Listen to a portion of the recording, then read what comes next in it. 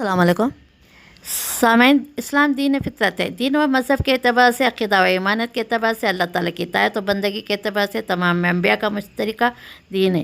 یہ دین حضرت آدم علیہ السلام سے شروع ہو کر حضرت محمد صلی اللہ علیہ وسلم پر مکمل ہوا ہے۔ انبیاء علیہ السلام سے اپنے ادوار میں حالات کی ضرورت کے تحت انسانی زندگی کے مختلف شعبوں میں قائدانہ کردار ادا کرتے رہے۔ دین اسلام میں اللہ تبارک تعالیٰ نے انسانی زندگی کے تمام شعبوں اور زمانوں کا احاطہ کیا ہے۔ جناب نبی صلی اللہ علیہ وسلم سے جب تکمیل دین کا اعلان کیا تو انسانی زندگی کا کوئی ایسا شعبہ باقی نہیں رہا تھا جس میں انسانوں کے لیے اللہ تعالیٰ کی طرف سے رہنما کا سامان بہم نہ پہنچا گیا ہوگا۔ سیاست بھی انسانی سوسائٹی کا ایک اہم شعبہ ہے۔ سیاست کسے کہتے ہیں؟ قوم کی اجتماعی قیادت کرنا، ان کے لیے نظام حکومت قائم کرنا، اس نظام حکومت کا نظم اچھے طریقے سے چلانا، اجتماعی معاملات میں قوم کی رہنمائی کرنا، اسے سیاست کہتے ہیں۔ حضرت انبیاء کرام نے اس شعبے میں بھی وحی الہی کے بنیاد پر انسانیت کی رہنمائی کی۔ اللہ تبارک تعالیٰ نے قرآن کریم میں بہت سے انبیاء کرام کا تذکرہ فرمایا جو اپنے دور میں وقتی حکمران بھی تھے، دینی و مذہبی معاملات میں قائد بھی تھے۔ حضرت موسیٰ علیہ السلام کا تذکرہ ہے جنہوں نے اپنے قوم کو فرعون سے آزادی دلانے کے لیے جدوجہد کی اور بنی اسرائیل کو فرعون کے مظالم سے چھٹکارا دلوا کر ان کی حکومت قائم کی۔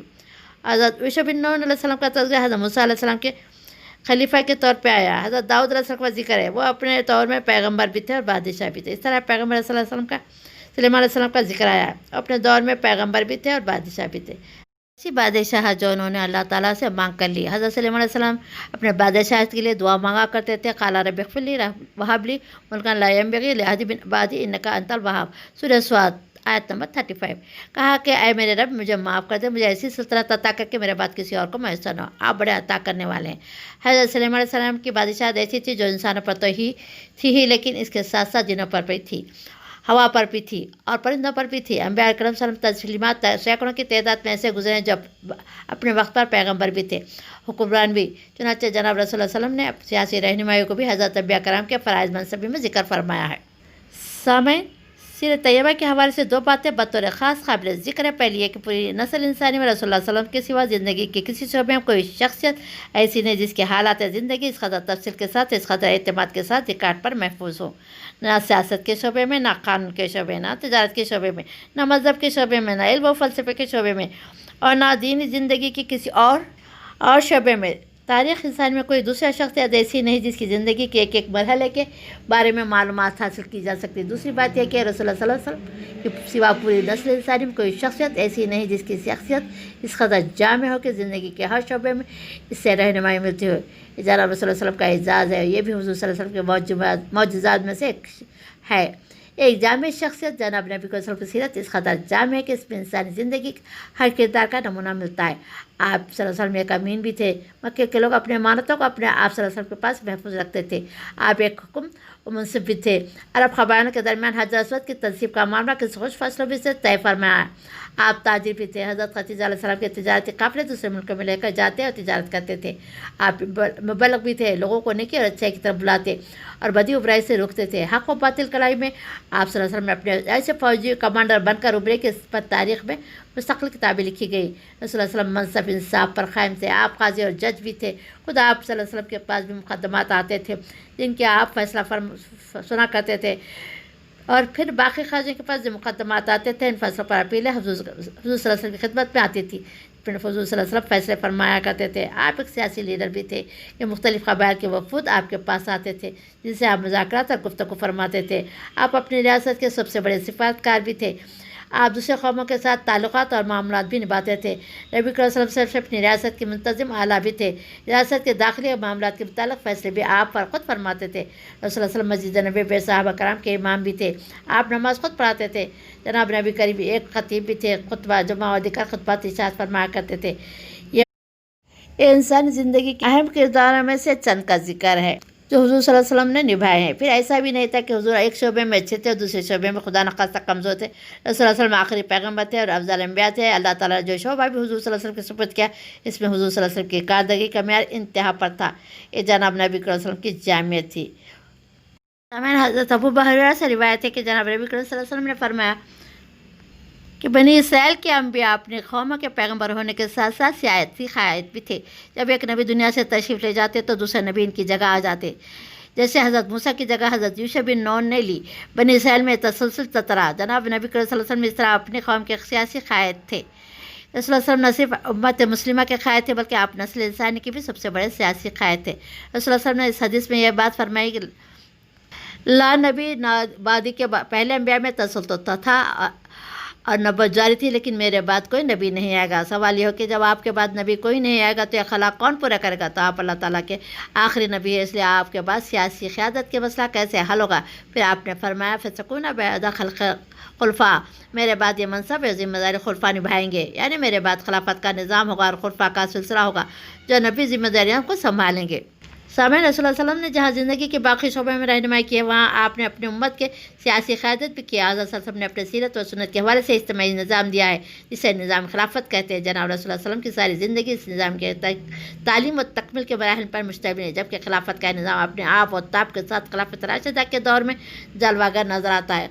जनाब नबी सल्लल्लाहु अलैहि वसल्लम ने दुनिया को हुकूमती निज़ाम दिया, हुकूमती निज़ाम को चलाने के लिए रहनुमा उसूल दिए, इसके लिए क़यादत तैयार की। एक ऐसा मौजू है जिस पर तारीख़ इस्लाम में मुस्तक़िल तसानीफ़ तारीफ़ की गई, लेकिन इस सरबराह मुमलिकत और निज़ाम हुकूमत के हवाले से दो बुनियादी उसूलों पर गुफ्तगू करना चाहूँगी। पहला उसूल यह है कि हाकिम वक्त का मेरा ज़िंदगी माशरे के एक आम आदमी की मेरी ज़िंदगी के मुताबिक होना चाहिए। दूसरा उसूल है कि माशरे के हर फ़र्द बिल्खुसूस साहिब इल्म और दानिश का हाकिम वक्त के एहतसाब का हक़ होना चाहिए।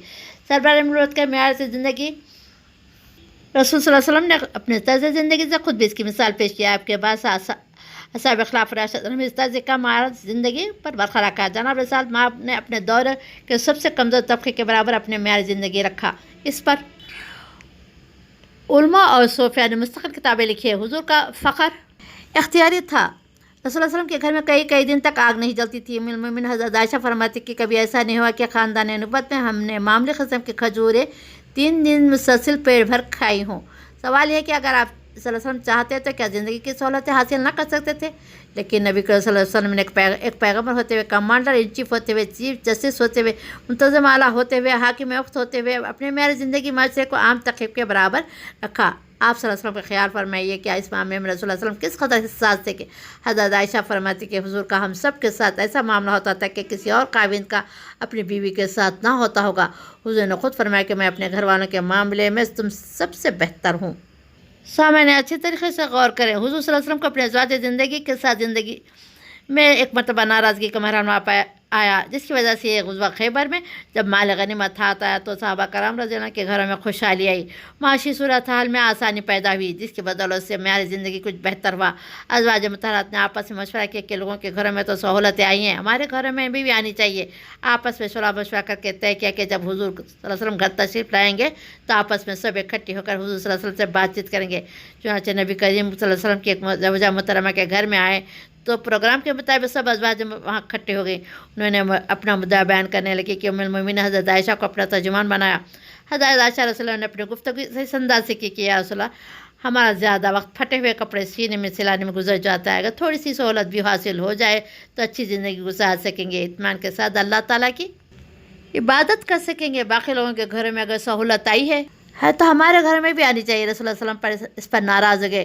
तुम लोगों ने ये सवाल किया और कुरान करीम ने इस पर वईद उतारी। सूरह अहज़ाब आयत नंबर 28 कि ऐ नबी अपने बीवियों से कह दीजिए कि अगर तुम्हें दुनिया की ज़िंदगी और इसकी आसाइश मंजूर है तो आओ मैं तुम्हें कुछ दे दिलाकर अच्छी तरह से रुख्सत कर दूँ।